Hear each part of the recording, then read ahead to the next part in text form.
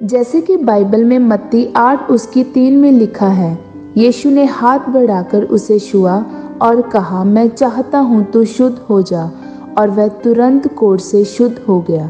यह वचन इस बहन के जीवन में पूरा हुआ। सारिਆਂ ਨੂੰ जय मसीह दी। मेरा नाम जैस्मीन है ते ये मेरे भाभी ने रचना। ਅਸੀਂ ਅੰਮ੍ਰਿਤਸਰ ਦੇ ਰਹਿਣ ਵਾਲੇ ਆ ਤੇ ਅੱਜ ਮੈਂ ਆਪਣੇ ਜੀਵਨ ਦੀ ਬਹੁਤ ਵੱਡੀ ਗਵਾਹੀ ਦੇਣ ਜਾ ਰਹੀ ਕਿ ਕਿਸ ਤਰ੍ਹਾਂ ਪਰਮੇਸ਼ਰ ਨੇ ਮੈਨੂੰ ਪੈਂਫੀਗਸ ਵਲਗੇਰੀਅਸ ਦੇ ਭਿਆਨਕ ਚਮੜੀ ਦੇ ਰੋਗ ਤੋਂ ਆਜ਼ਾਦ ਕੀਤਾ। ਅਗਸਤ 2018 ਦੇ ਵਿੱਚ ਇੱਕ ਦਿਨ ਜਦੋਂ ਮੈਂ ਸੋ ਕੇ ਉੱਠੀ ਤੇ ਮੇਰੀ ਗਲ ਦੇ ਉੱਤੇ ਪਾਣੀ ਵਾਲਾ ਛਾਲਾ ਬਣਿਆ ਹੋਇਆ ਸੀਗਾ ਤੇ ਫਿਰ ਮੈਂ ਉਹਨੂੰ ਨਾਰਮਲ ਲਿਆ, ਅਵੋਇਡ ਕੀਤਾ। फिर उस तो बाद हौली हौली 2-4 दिन बाद ਉਹੀ ਜ਼ਖਮ सेम मेरे मुँह ਦੇ अंदर हो गए ਤੇ मैंने लोकल डॉक्टर ਕੋਲ दवाई ਲਈ। ਮੈਨੂੰ ਲੱਗਾ ਕਿ ਸ਼ਾਇਦ ਮੇਰਾ ਮੂੰਹ ਪੱਕ ਚੁੱਕਿਆ ਹੈ। ਫਿਰ ਹੌਲੀ ਹੌਲੀ ਉਹਨਾਂ ਨੇ ਮੈਡੀਸਨ ਦਿੱਤੀ ਪਰ ਉਹ ਮੇਰੇ ਜ਼ਖਮ ਵੱਧਦੇ ਹੀ ਜਾ ਰਹੇ ਸੀਗੇ।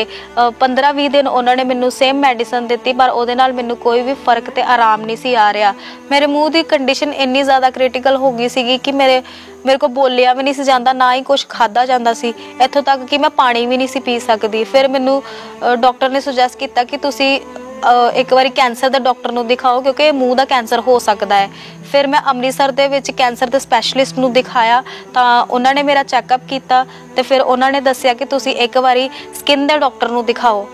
फिर मैं जदों अपनी स्किन के डॉक्टर नूं दिखाया तो फिर उन्होंने एक बोलिया कि एक टैसट हुंदा है जिहड़ा कि असी मांस का टुकड़ा लवांगे तो उहदा असी टैसट करांगे, लैब च भेजांगे। उहदी 15 दिन बाद रिपोर्ट आंदी सीगी।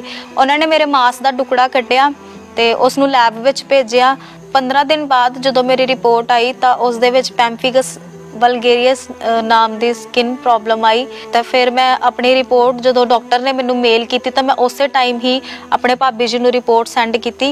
जो मेरी सिस्टर इन लॉ ने मैनू रिपोर्ट सेंड की तो मैं देखा कि पैंफीगस वलगेरियस नाम की बीमारी आई है जो कि एक स्किन डिजीज़ आ और मैं मैडिकल बैकग्राउंड तो हाँ, हॉस्पिटल से जॉब करती हाँ, इसलिए मैनू पता सी कि पैंफीगस वलगेरियस की है और कितनी भयानक बीमारी है।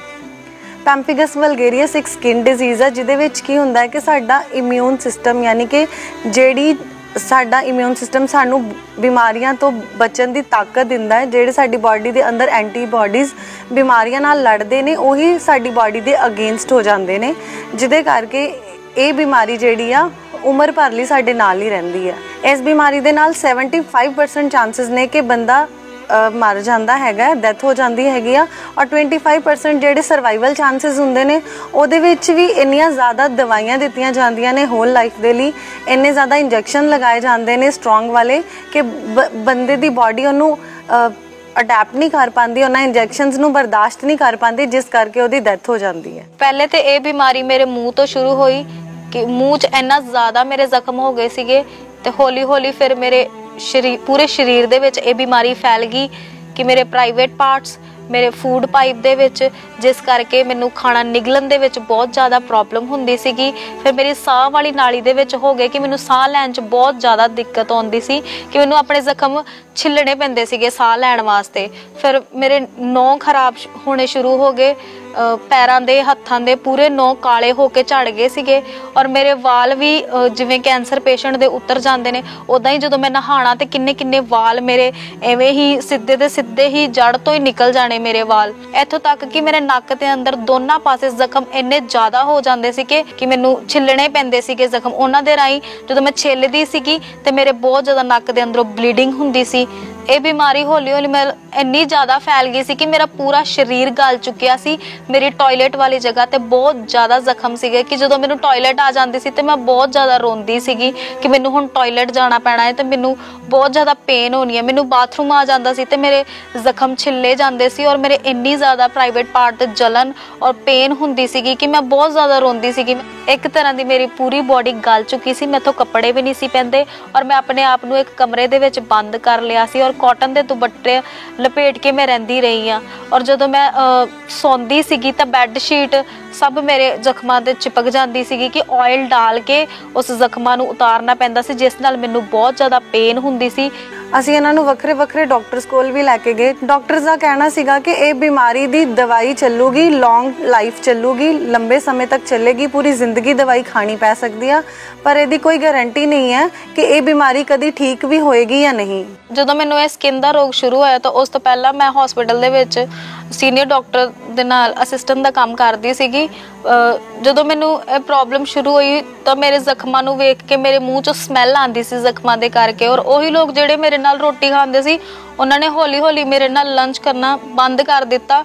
ਔਰ ਇਹ ਸਭ ਚੀਜ਼ਾਂ ਮੈਂ ਹੈਂਡਲ ਨਹੀਂ ਸੀ ਕਰ ਪਾਉਂਦੀ, ਔਰ ਇਸ ਕਰਕੇ ਮੈंने ਆਪਣੀ ਜੌਬ ਛੱਡ ਕੇ ਮੈਂ ਘਰੇ ਰਹਿਣਾ ਜ਼ਿਆਦਾ ਪਸੰਦ ਕੀਤਾ ਕਿ ਮੈਂ ਕਿਤੇ ਨਹੀਂ ਜਾਣਾ। ਮੈਂ ਆਪਣੇ ਆਪ ਨੂੰ ਇੱਕ ਰੂਮ ਦੇ ਵਿੱਚ ਬੰਦ ਕਰ ਲਿਆ ਸੀ ਕਿਉਂਕਿ ਲੋਕ ਮੇਰੇ ਤੋਂ ਨਫ਼ਰਤ ਕਰਦੇ ਸੀਗੇ। ਜਦੋਂ ਮੈਂ ਆਪਣੇ ਆਪ ਨੂੰ ਸ਼ੀਸ਼ੇ ਦੇ ਵਿੱਚ ਦੇਖਦੀ ਹੁੰਦੀ ਸੀ, ਉਹਨਾਂ ਜ਼ਖਮਾਂ ਨੂੰ ਆਪਣੇ ਮੂੰਹ ਦੇ ਉੱਤੇ ਦੇਖਦੀ ਸੀ, ਪੁਰਾਣੀਆਂ ਫੋਟੋਜ਼ ਨੂੰ ਮੈਂ ਦੇਖਣਾ, ਤਾਂ ਮੈਂ ਬਹੁਤ ਜ਼ਿਆਦਾ ਪਰੇਸ਼ਾਨ ਹੋਣਾ ਔਰ ਰੋਣਾ ਕਿ ਮੈਂ ਠੀਕ ਹੋ ਵੀ ਪਾਉਂਗੀ ਕਿ ਨਹੀਂ, ਪਹਿਲੇ ਵਰਗੀ ਮੈਂ ਹੋ ਵੀ ਪਾਉਂਗੀ ਕਿ ਨਹੀਂ। ਔਰ ਮੈਂ ਬਿਲਕੁਲ ਪਾਗਲਾਂ ਦੀ ਤਰ੍ਹਾਂ ਕਰਨਾ, ਆਪਣੀ ਸ਼ਕਲ ਵੇਖ ਵੇਖ ਕੇ ਆਪਣੇ ਬਾਲ ਖਿੱਚਣੇ, ਜਿਵੇਂ ਇੱਕ ਪਾਗਲ ਹੋ ਜਾਂਦਾ ਬੰਦਾ, ਉਸ ਤਰ੍ਹਾਂ ਦੀ ਮੇਰੀ ਕੰਡੀਸ਼ਨ ਹੋ ਚੁੱਕੀ ਸੀਗੀ। ਮੇਰੀ ਇੰਨੀ ਜ਼ਿਆਦਾ ਕੰਡੀਸ਼ਨ ਮਾੜੀ ਹੋ ਗਈ ਸੀਗੀ ਕਿ ਮੈਂ ਆਪਣੇ ਆਪ ਨੂੰ ਸੁਸਾਈਡ ਕਰਨ ਦੀ ਵੀ ਕੋਸ਼ਿਸ਼ ਕੀਤੀ।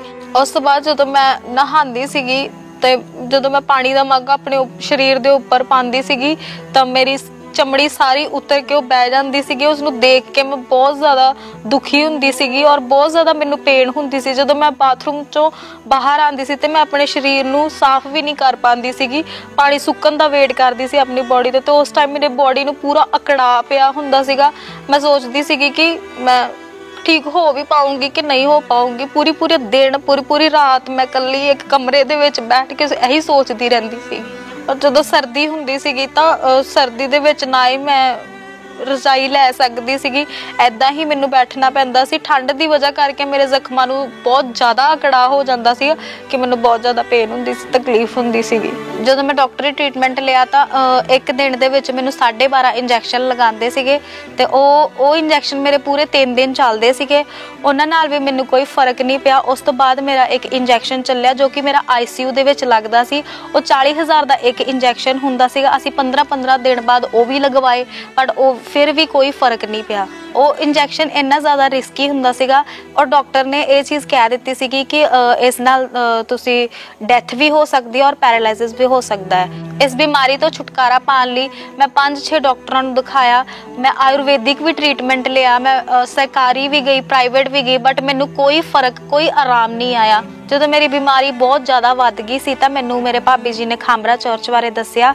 ਜਦ ਮੈਂ ਪਹਿਲੀ ਵਾਰੀ ਖਾਂਬਰਾ ਚਰਚ ਆਈ ਤਾਂ ਮੈਂ ਬਹੁਤ ਸਾਰੇ ਲੋਕਾਂ ਦੀ ਗਵਾਹੀਆਂ ਨੂੰ ਸੁਣਿਆ ਕਿ ਕਿਵੇਂ ਲੰਗੜੇ ਚੱਲ ਰਹੇ ਨੇ, ਲੋਕ ਹੀਲ ਹੋ ਰਹੇ ਆ। ਤਾਂ ਮੇਰਾ ਵਿਸ਼ਵਾਸ ਬਣਿਆ ਉਹਨਾਂ ਗਵਾਹੀਆਂ ਨੂੰ ਵੇਖ ਕੇ ਕਿ ਜੇ ਪਰਮੇਸ਼ਰ ਇਹਨਾਂ ਨੂੰ ਚੰਗਾ ਕਰ ਰਿਹਾ, ਇਹਨਾਂ ਨੂੰ ਹੀਲ ਕਰ ਰਿਹਾ, ਤਾਂ ਮੈਨੂੰ ਵੀ ਪਰਮੇਸ਼ਰ ਹੀਲ ਕਰ ਸਕਦਾ ਹੈ। ਫਿਰ ਮੈਂ ਹੌਲੀ ਹੌਲੀ ਲਗਾਤਾਰ ਚਰਚ ਆਉਣਾ ਸਟਾਰਟ ਕੀਤਾ। ਮੈਂ ਉਸ ਬਿਮਾਰੀ ਵਿੱਚ ਵੀ ਲਗਾਤਾਰ ਚਰਚ ਆਂਦੀ ਰਹੀ। ਜਦ ਮੈਂ ਬੱਸ ਔਰ ਟ੍ਰੇਨ ਵਿੱਚ ਬੈਠ ਕੇ ਆਣਾ ਉਸ ਜ਼ਖਮਾਂ ਦੇ ਨਾਲ ਤਾਂ ਲੋਕ ਮੇਰੇ ਲਾਗੇ ਬੈਠਣਾ ਪਸੰਦ ਨਹੀਂ ਸੀ ਕਰਦੇ। ਲੋਕ ਮੇਰਾ ਫੇਸ ਦੇਖ ਕੇ ਡਰ ਜਾਂਦੇ ਸੀ। ਉਸ ਵਜ੍ਹਾ ਕਰਕੇ ਮੈਨੂੰ ਆਪਣਾ ਪੂਰੀ ਸਕਿਨ ਕਵਰ ਕਰਕੇ ਆਣੀ ਪੈਂਦੀ ਸੀਗੀ ਕਿ ਜਦੋਂ ਮੈਂ ਚਰਚ ਆ ਕੇ ਆਪਣੇ ਸਕਾਰਫ ਨੂੰ ਉਤਾਰਨਾ ਤਾਂ ਉਹ ਪੂਰੇ ਜ਼ਖਮ ਛਿੱਲੇ ਜਾਂਦੇ ਸੀਗੇ ਔਰ ਮੈਨੂੰ ਬਹੁਤ ਜ਼ਿਆਦਾ ਪੇਨ ਹੁੰਦੀ ਸੀ। ਫਿਰ ਵੀ ਮੈਂ ਲਗਾਤਾਰ ਚਰਚ ਆਣਾ। 19 ਸਤੰਬਰ 2019 ਦੇ ਵਿੱਚ ਜਦੋਂ ਮੈਂ ਖਾਂਬਰਾ ਚਰਚ ਵੀਰਵਾਰ ਦੀ ਮੀਟਿੰਗ ਨੂੰ ਅਟੈਂਡ ਕੀਤਾ ਤਾਂ ਪ੍ਰਭੂ ਦੇ ਦਾਸ ਮਾਸ ਪ੍ਰੇਅਰ ਕਰ ਰਹੇ ਸੀ। ਉਸ ਮਾਸ ਪ੍ਰੇਅਰ ਦੇ ਵਿੱਚ ਜਦੋਂ ਮੈਂ ਉਹਨਾਂ ਦੀ ਆਵਾਜ਼ ਨੂੰ ਸੁਣ ਰਹੀ ਸੀ, ਜਦੋਂ ਉਹ ਬਿਮਾਰੀਆਂ ਨੂੰ ਡਾਂਟ ਰਹੇ ਸੀ ਤਾਂ ਮੇਰੇ ਅੰਦਰੋਂ ਇੱਕ ਡਰ ਆ ਰਿਹਾ ਸੀਗਾ ਕਿ ਉਦੋਂ ਜਿੱਦਾਂ ਬਹੁਤ ਜ਼ਿਆਦਾ ਮੈਨੂੰ ਡਰ ਲੱਗ ਰਿਹਾ ਹੁੰਦਾ ਤੇ ਮੇਰੇ ਅੰਦਰੋਂ ਇੱਕ ਮਤਲਬ ਖੂਨ ਦੀ ਉਲਟੀ ਨਿਕਲੀ। ਜਿਸ ਤਰ੍ਹਾਂ ਹੀ ਮੈਨੂੰ ਖੂਨ ਦੀ ਉਲਟੀ ਆਈ ਤਾਂ ਉਹ ਉਲਟੀ ਜਦੋਂ ਸਕਰੀਨ ਤੇ ਦਿਖਾ ਰਹੇ ਸੀ ਤੇ ਪ੍ਰਭੂ ਦੇ ਦਾਸ ਨੇ ਉਸ ਵੋਮਿਟ ਨੂੰ, ਉਸ ਖੂਨ ਦੀ ਉਲਟੀ ਨੂੰ ਦੇਖ ਕੇ ਕਿਹਾ ਕਿ ਇਹ ਖੂਨ ਨਹੀਂ, ਇਹ बीमारी है। यीशु मसीह के नाम में आजाद हो जाओ। आपकी स्किन देखो क्या हो रहे हैं, ये ब्लड नहीं, ये बीमारियां हैं। ये इस बात का सबूत है कि आपका ब्लड, आपकी बॉडी डिस्कनेक्ट है शैतान के साथ, खरा होके अलग हो चुकी, फ्री हो चुकी। आमीन। ऊंचा आशीष ऊंची। मैं रोगों को आपकी बॉडी से, लीवर से, किडनी से, बोन से, ब्लड से जाता हुआ देख रहा हूं। आजाद हो जाओ। जिद्दां ही मैनूं खून दी उल्टी आई ਤੇ मैं अपने आप ਨੂੰ ਹਲਕਾ और फ्री महसूस कर रही सी और मैं घर जाके 3-4 दिन बाद अपने आप ਨੂੰ चैक किया ਤੇ मेरी स्किन पूरी हील होना शुरू हो गई सी। जिद्दां एक नवे बच्चे की स्किन आउंदी है उस तरह ही हील होनी शुरू हो गई सी। उस दिन तो बाद मैं बिल्कुल फ्री हाँ, आज़ाद हाँ और मेरी स्किन ते हुण कोई पस भी नहीं बहंदी और कोई जख्म भी नहीं हुंदा। हुण मैं बिल्कुल ठीक हाँ, मेरे कोई फूड पाइप दे विच कोई जख्म नहीं है, मेरे यूरन वाली जगह बिल्कुल ठीक है, कोई पस नहीं बहंदी। मैं परमेश्वर दा थैंक्स करदी हाँ कि मैनूं इन्नी स्किन दी भयानक बीमारी पैम्फिगस वल्गेरिस तो आज़ाद किया, फ्री किया। जो चीज़ां मैं पहले खा पी नहीं सी सकदी हुण मैं वो सारियां चीज़ां खानी है। हुण मैं जदों नहानी हाँ तो मैं प्रॉपर नहा पानी हाँ, कोई स्किन नहीं उतरदी। हुण तुसीं देख सकते हो कि मेरे नौ भी पूरे वापस आ चुके हैं। परमेश्वर ने मेरी स्किन नूं भी पूरा हील कर दिता है। मैं यही मैसेज देना चाहनी हाँ कि जिन्ने भी बीमारियां दे नाल झगड़े होए आ वो परमेश्वर ते विश्वास रखण। जिवें कि असीं बाइबल दे विच वेखदे हां कि परमेश्वर ने अपने दास दे द्वारा नमान कोड़ी नूं उसदे कोड़ तो शुद्ध किया, उस तरह ही परमेश्वर ने मेरे जीवन नूं भी उस कोड़ तो उस बीमारी तो मैनूं आज़ाद किया।